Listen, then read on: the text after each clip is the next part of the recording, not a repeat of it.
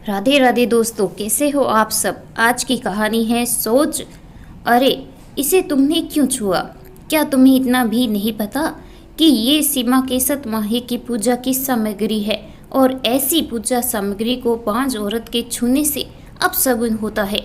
तुम ये तो नहीं सोच रही हो कि तुम्हें बच्चे नहीं हुए तो तुम्हारी ननद को भी नहीं होने चाहिए।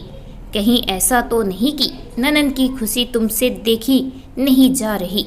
मम्मी जी, मैं किसी तरह अपने आंसुओं को रोककर प्रिया इतना ही बोल पाई थी कि इतने में सीमा, जो उसकी ननद कम सहेली ज़्यादा थी, वो बोल उठी, भाभी, आपसे मुझे ऐसी उम्मीद नहीं थी। आपको तो खुश होना चाहिए था कि मैं माँ बनने वाली हूँ, उल्टे आप अब शगुन करने में लगी हैं। उसने आशा भरी नज़रों से अपने पति संजय की ओर देखा। उसे लगा कि संजय तो मुझे बहुत प्यार करता है। वैसे भी हमारी लव मैरिज हुई थी, वो जरूर मेरी ओर से कुछ बोलेगा। लेकिन संजय ने उल्टा प्रिया को ही कहा, तुम तो सीमा को अपनी बहन ही मानती हो ना, फिर तुम सीमा के साथ ऐसा कैसे कर सकती हो? कोई भी महिला सास ननद के ताने एक बार सहन कर सकती है, लेकिन यदि उसका पति, जिस पर उसने अपना सब कुछ निछावर कर दिया, जिसके साथ 7 जन्मों तक साथ निभाने की कसमें खाई, यदि वो ही ऐसे ताने मारे तो प्रिया रोते रोते चुपचाप किचन में काम करने लगी। बांझ होने के नाते वो पूजा सामग्री को तो हाथ नहीं लगा सकती थी, लेकिन एक बहू होने के नाते घर के सभी काम पूरी जिम्मेदारी के साथ करने थे। चाहे उसका मन अंदर ही अंदर कितना भी रो रहा हो, वो सोचने लगी कि वो माँ नहीं बन सकती, इसमें उसकी क्या गलती है? माँ बनना या नहीं बनना क्या नारी के खुद के हाथ में है? उसे अचरज इस बात का हो रहा था कि इतने पढ़े लिखे परिवार के लोगों की भी सोच कितनी दकियानूसी है। उसकी सास एक विद्यालय में पढ़ाती है, ननद सीए है, संजय इंजीनियर है। इतने पढ़े लिखे होने के बावजूद इतनी दकियानूसी सोच की पूजा की सामग्री छूने मात्र से अपशगुन हो जाएगा। उसे याद आया कि वो कैसे संजय से पहली बार ऑफिस में मिले थे।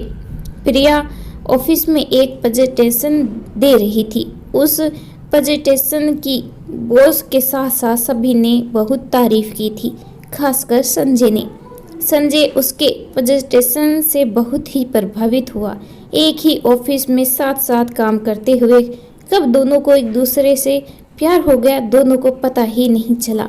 दोनों एक ही जाति के होने से घर वाले भी मान गए और दोनों की शादी हो गई। सास ससुर और ननद सभी का स्वभाव बहुत अच्छा था। इतना प्यार करने वाला पति पाकर तो प्रिया अपने आप को बहुत ही भाग्यशाली समझने लगी थी। संजय ने पहले ही कह दिया था कि शादी के बाद 2 साल तक बच्चा नहीं करेंगे, जिंदगी को थोड़ा एंजॉय करेंगे, फिर बच्चे की जिम्मेदारी लेंगे। इसीलिए 2-3 साल तक परिवार में बच्चे के लिए किसी ने कुछ भी नहीं कहा।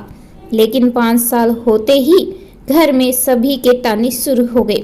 बात बात में परिवार वाले और रिश्तेदार सभी प्रिया को बांझ कहे ताने मारने लगे। संजय पहले पहले तो कुछ नहीं बोला, लेकिन अब तो वो भी प्रिया से बेरुखी से पेश आने लगा था। ऑफिस में तो सबके सामने सम्मान्य रहता, लेकिन घर आते ही चुप्पी साध लेता। सिर्फ काम पूर्ति बात करता, जिससे दैनिक कार्यों में विघ्न न आए। ऐसा लगता ही नहीं कि वह दोनों पति पत्नी हैं और एक ही घर में रहते हैं। प्रिया का मन चित्कार कर उठता, लेकिन फरियाद करे भी तो किससे?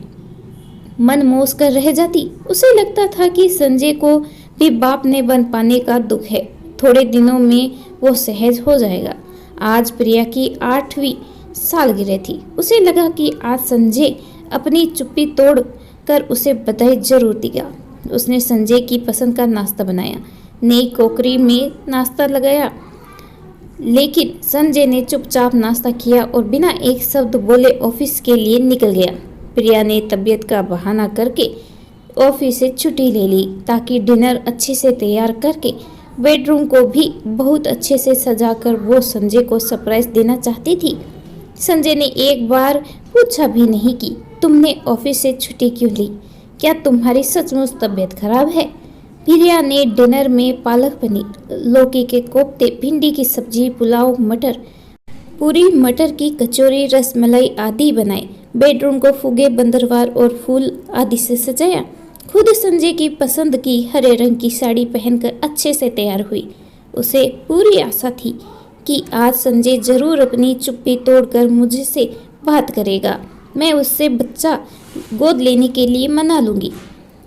शाम को जब संजय घर आया तो उसने प्रिया की ओर नजर उठाकर भी नहीं देखा। उसने सोचा शायद बेडरूम में जाकर फिर विश करेगा। बेडरूम की इतनी सजावट देखकर भी संजय चुप रहा। उसका वो रोज का रूटीन, मोबाइल और वो। उसने पहल करते हुए कहा, सालगिरह की बहुत बहुत बधाई संजय। फिर भी संजय चुप। अब प्रिया का धैर्य जवाब देने लगा। संजय, मैं आपसे कुछ कह रही हूँ। आज हमारे शादी की सालगिरह है, क्या तुम भूल भी गए? वो मनुष्य दिन मैं कैसे भूल सकता हूँ? उसी दिन को तो एक बांझ औरत मेरे गले पड़ी थी। हम एक बच्चा गोद भी तो ले सकते हैं ना, किसी तरह अपने आप पर काबू कर, प्रिया ने कहा। इस विषय पर हमारी कई बार बहस हो चुकी है। मैंने कितनी बार कहा है कि मैं किसी और के बच्चे को, किसी और के खून को नहीं अपना सकता। मुझे और मम्मी को मेरा अपना बच्चा चाहिए, जो तुम नहीं दे पा रही हो। खैर, आज हमारे शादी की सालगिरह है, इसीलिए मैं तुम्हारे लिए एक अनोखा गिफ्ट लाया हूँ। अनोखा गिफ्ट? प्रिया सोचने लगी कि जो व्यक्ति मुझे लगातार खरी खोटी सुना रहा है, वो व्यक्ति मेरे लिए कौन सा अनोखा गिफ्ट लेकर आया होगा। संजय ने उसे एक लिफाफा पकड़ाया। प्रिया ने उत्सुकता से लिफाफा खोला तो उसमें तलाक के कागजात थे। प्रिया को विश्वास ही नहीं हो रहा था। जो संजय प्यार की बड़ी बड़ी डींगे हाँकता था, हर परिस्थिति में साथ देने की बात करता था, वो एक बच्चे के लिए उसे तलाक दे रहा है। प्रिया की आंखों के सामने अंधेरा छाने लगा, लेकिन जल्द ही उसने अपने आप पर काबू रखकर तुरंत तलाक के कागजात पर हस्ताक्षर कर दिए, क्योंकि जिस व्यक्ति के लिए दिल में उसके लिए रत्ती भर भी प्यार नहीं बचा, उस व्यक्ति के साथ रहने में क्या फायदा। दूसरे ही दिन प्रिया ने वो घर छोड़ दिया। संजय को उसकी मनमांगी मुराद मिल गई।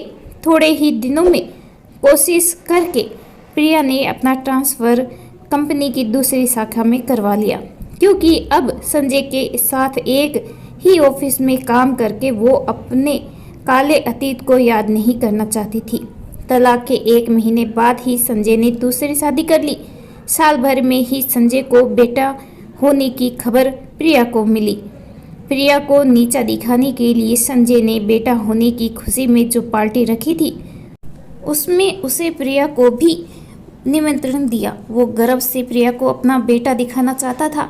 पार्टी में संजय ने प्रिया से कहा, देखा, तुमसे तलाक लेने का निर्णय मेरा सही था ना, मैं बाप बन गया हूँ। पापा बनने की बहुत बहुत बधाई संजय।